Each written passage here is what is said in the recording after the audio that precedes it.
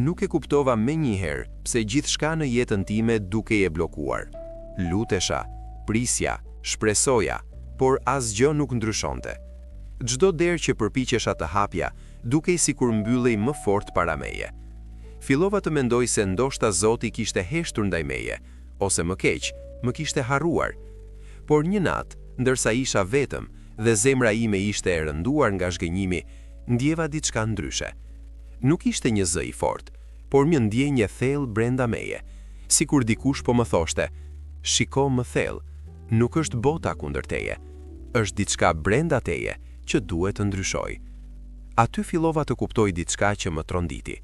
Ndoshta nuk ishte se bekimet mungonin, por unë pa e kuptuar, po i blokoja vetë. Ka gabime që nuk duken si gabime, janë mendime, sjellje, zakone që duken normale, por në heshtje mbyllin dyert që Zoti ka përgatitur për ty. Dhe ajo natë ishte fillimi i një zbulimi që ndryshoi gjithçka, sepse e vërteta është kjo: Zoti nuk të ka harruar, por ai po pret që ti të ndryshosh diçka sot. Gabimi i parë nuk ishte diçka që e bëja me vetëdije, ishte mënyra si mendoja çdo ditë. Fillova të kuptoj se edhe pse lutesa për bekime, brenda meje jetonte një zë i vazhdueshëm negativ, një zë që më thoshte: "Nuk je mjaftueshëm i mirë, nuk e meriton, nuk do të ndryshoj asgjë." Ishte sikur kërkoja dritë, por mbaja perdet të mbyllura. Çdo mendim negativ ishte si një mur i padukshëm mes meje dhe asaj që Zoti kishte përgatitur për mua. Dhe më e keqja, unë e ushqeja atë mur çdo ditë, pa e kuptuar. Një mëngjes, ndërsa shikoja veten në pasqyrë, e pyeta veten: si mund të pres bekime kur unë vetë nuk besoj se i meritoj? Aty ndjeva një të vërtet të fortë që më goditi thellë. Mungesa e besimit nuk ishte vetëm dyshim, ishte një pengesë. Zoti nuk punon në tokë të mbushur me frikë dhe negativitet. Ai punon aty ku ka besim, edhe nëse është i vogël.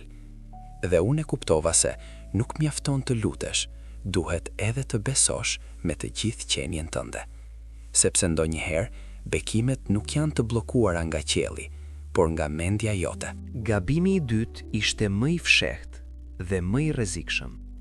Nuk ishte të bënte vetëm me mendimet e mia, por me atë që mbaja brenda zemrës sime, pakënaqësinë dhe mosfaljen.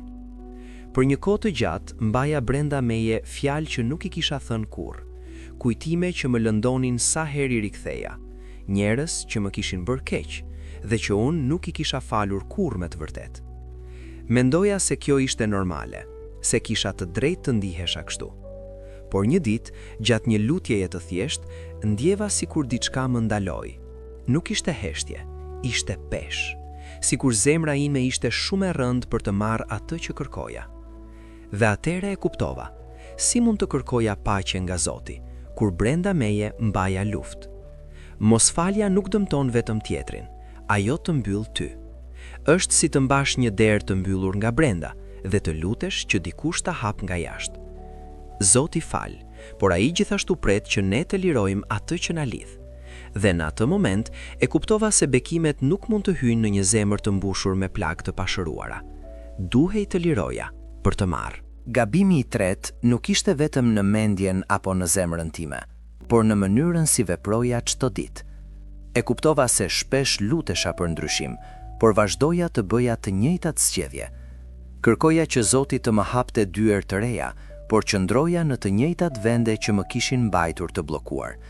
Kërkoja rritje, por refuzoja të dilja nga zona ime e rehatisë. Ishte një kontradikt e heshtur. Një ditë, ndërsa mendoja për jetën time, një pyetje më goditi fort. Si mund të pres një rezultat të ri, duke bërë të njëjtën gjë çdo ditë? Aty fillova të kuptoj se besimi nuk është vetëm fjalë, është veprim. Zoti mund të hap rrugën, por unë duhet të bëj hapin. Ndonjëherë ne presim një mrekulli të madhe, ndërkohë që Zoti na kërkon një hap të vogël guximi. Dhe unë nuk po e bëja atë hap. Frika, dyshimi dhe rehatia po më mbanin në të njëjtin vend, ndërsa bekimet kërkonin lëvizje. Sepse e vërteta është kjo, Zoti nuk bekon stagnimin, ai bekon bindjen dhe veprimin. Dhe në atë moment, e kuptova se ndryshimi nuk do të vinte, derisa unë të lëvizja. Gamimi i katërt ishte një nga më të rrezikshmit, sepse dukej i padëmshëm. Isha gjithmonë i zënë. Çdo ditë ishte e mbushur me zhurmë, angazhime, telefon, mendime të shpërndara dhe pa e kuptuar, po largohesha gjithnjë e më shumë nga qetësia që më lidhte me Zotin. Lutesha, por me mendjen diku tjetër. Dëgjoja, por nuk përqendrohesha kur mjaftueshëm për të kuptuar. Ishte sikur flisja me Zotin, por nuk i jepja kur hapësirë të më përgjigjej. Një mbrëmje vendosa të fik gjithçka, pa zhurmë, pa shpërqendrim, vetëm unë dhe heshtja. Në fillim ishte e vështirë, mendimet më vërshonin pa kontroll, por pastaj erdhi diçka që nuk e kisha ndjerë prej kohësh, qetësia. Dhe në atë qetësi ndjeva praninë e tij më afër se kurrë. Atëherë kuptova, nuk ishte Zoti që ishte larguar, isha unë që isha shpërqendruar.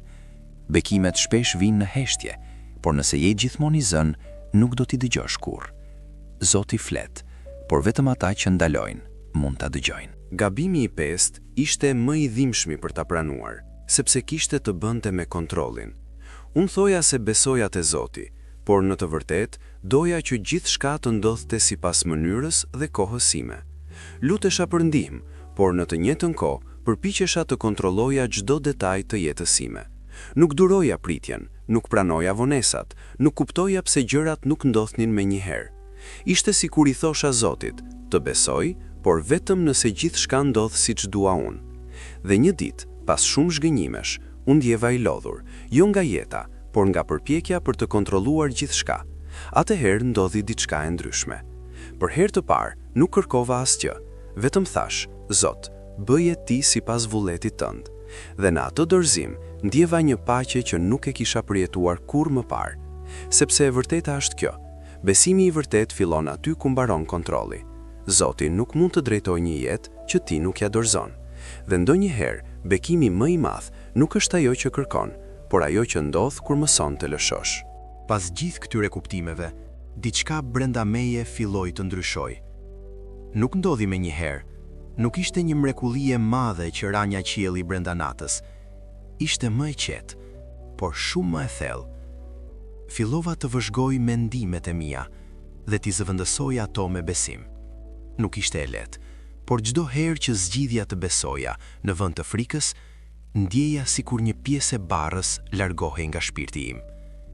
Pastaj fillova të fal, jo sepse të tjerët e meritonin, por sepse unë kisha nevojë të isha i lirë. Dhe me çdo falje, ndjeja zemrën time të bëhej më e lehtë. Fillova të bëj hapa të vegjël, vendime që më tremnin, por që e dija se ishin të nevojshme. Dhe për herë të parë, nuk qëndrova më i bllokuar. Mësova të ndaloj, të dëgjoj, të jem në heshtje pa frikë. Dhe më e rëndësishmja, mësova të lëshoj kontrollin. Nuk ishte më luftë, nuk ishte më stres, ishte besim. Dhe aty, në atë ndryshim të brendshëm, fillova të ndjej diçka që nuk i kisha ndjerë prej kohësh. Shpresë të vërtet. Nuk kaloi shumë kohë dhe fillova të vërej diçka të pazakontë. Gjërat nuk ndryshuan menjëherë në mënyrë të dukshme, por diçka kishte filluar të lëvizte. Situata që më parë dukeshin të bllokuara, papritur filluan të hapen ngadalë. Njerëz që nuk i kisha dëgjuar prej kohësh u rikthye me jetën time me qëllime të reja. Mundësi të vogla, por të rëndësishme, filluan të shfaqen. Por ndryshimi më i madh nuk ishte jashtë meje, ishte brenda. Nuk ndihesha më i dëshpëruar si më parë, nuk më kapte më ankthi për të ardhmen. Edhe në pasiguri, ndjeja një qetësi të çuditshme, sikur për herë të parë nuk po luftoja vetëm. Dhe atëherë e kuptova diçka thelbësore. Bekimet nuk fillojnë gjithmonë si mrekulli të mëdha. Ato fillojnë si shenja të vogla, një derë që hapet pak, një përgjigje që vjen në momentin e duhur, një ndjenjë paqeje që nuk ka shpjegim. Shumë njerëz i humbasin këto shenja, sepse presin diçka të madhe, por Zoti shpesh fillon me të voglën, për të provuar nëse ti je gati për më shumë. Dhe këtë herë, unë po i shihja. Sa më shumë që vazhdoja këtë rrugë, aq më e qartë bëhej gjithçka. Nuk ishte më rastësi. Çdo gjë që po ndodhte në jetën time, dukej sikur kishte një drejtim, një qëllim, Një dorë të padukshme që po më udhëhiqte në mënyrë të qetë, por të sigurt.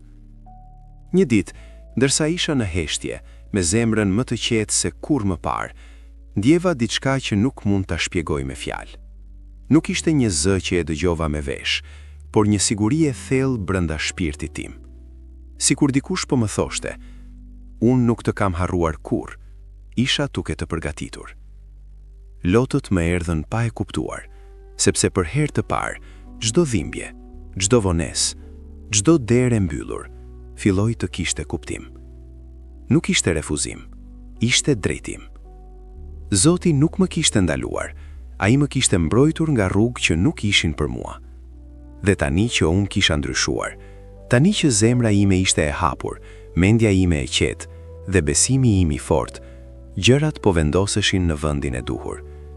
Sepse kur ti ndryshon brenda, Zoti fillon të lëviz gjithçka rreth teje. Nëse po e dëgjon këtë histori, nuk është rastësi. Ndoshta ashtu si unë dikur, edhe ti ke ndjerë se diçka në jetën tënde është e bllokuar. Ndoshta ke pritur, je lodhur, ke dyshuar dhe ke menduar se Zoti ka heshtur. Por e vërteta është kjo. Ai nuk ka heshtur kurrë. Ai thjesht ka pritur që ti të shohësh më thellë.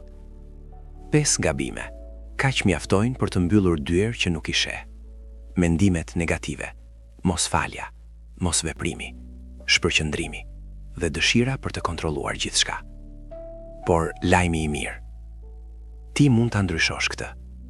Sot. Jo nesër, jo kur të ndihesh gati. Sot. Sepse një vendim i vogël mund të hap një derë të madhe. Ndoshta kjo është arsyeja pse po e dëgjon këtë tani. Ndoshta kjo është shenja që ke kërkuar. Mos e injoro.